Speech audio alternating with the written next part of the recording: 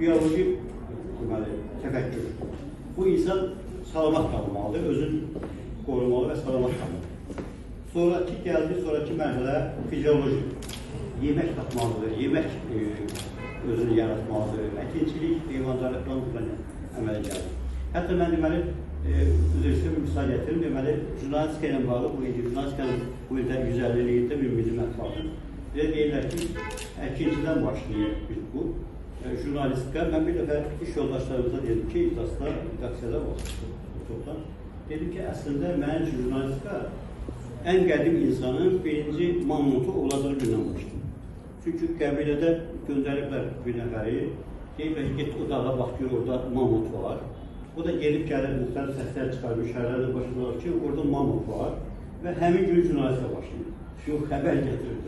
Xəbər həm kəşfiyyat oradan başlayıb jurnalistikadır. Daha doğrusu kəşfiyyat sonra ayrıldı olur. O şeyə seçir var. Yox. Yeniyyət kimi nəsil qalmalı. Deməli, fizioloji təfəkkürdən sonra keçdi insan mifoloji təfəkkür. İnsan deməli, əfsanələr yaratır. Çünki həyatı təbiət dəstəyə bırakır. Hadisələrin, səbəblərini bilmədiyinə görə müxtəlif miflər yarattı. Əsasçılar, rəvayətlər, əfsanələr yarattı. Və sonra gəlib teoloji təfəkkür, yəni din təfəkkür. Və onda insan öz qorxularından az qoyur. Məsələn, ki, biz Allah'a qoyuq, o birisi Bog dedi, o birisi Qad dedi, nə dedi. Hər bir söz dedi buna.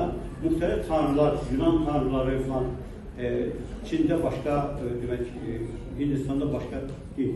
Yəni, bu teoloji təfəkkürdən sonra gəldi artıq ideoloji təfəkkür.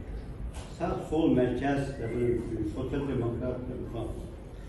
Və bugünkü bizim insanların təfəkkürü texnoloji təfəkkür. Çünki yeni nəsil artıq texnolojiyə düşünür, texnologiyadan düşünür. Və biz hər dəfə, hər mərhələdə deyək ki, məsələn, ideoloji təfəkkürün daşıyıcısı teoloji təfəkkürün daşıyıcısı ilə konfliktə girirdi. Çünki başqadır izahiyyə, o başqadır. O atadır, bu oğuldur. Oğul ideoloji təfəkkürdədir, atası qalıbdır teoloji təfəkkürdə. Ona görə bir-birini başa düşmürlər. İndi də bax, bu ilki dövrdə bizim təfəkkürümüz, sizin yeni nəslin təfəkkürü, texnoloji təfəkkür. Sizin təfəkkürünüz texnologiyanın gəlişi.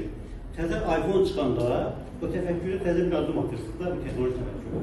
Amma o ideolojide qalan bizim kimi yaşlı adamlar ideolojide qalıb, orada qalıblar.